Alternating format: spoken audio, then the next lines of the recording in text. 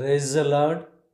ప్రభువైన యేసు క్రీస్తు నామంలో మీ అందరికీ ఉదయకాలపు శుభాలు తెలియజేయుచున్నాను.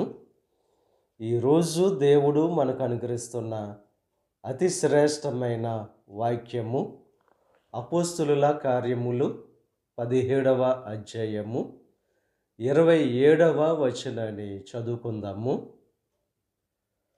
ఆయన మనలో ఎవనికిని దూరముగా ఉండువాడు కాడు.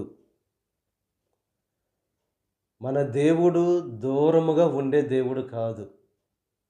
ఈ లోకంలో ఉన్న మనుషులు మన స్థితిని బట్టి, మన పరిస్థితిని బట్టి మనల్ని దూరపరిచేవారుగా ఉంటారు కానీ ఆయన మనలో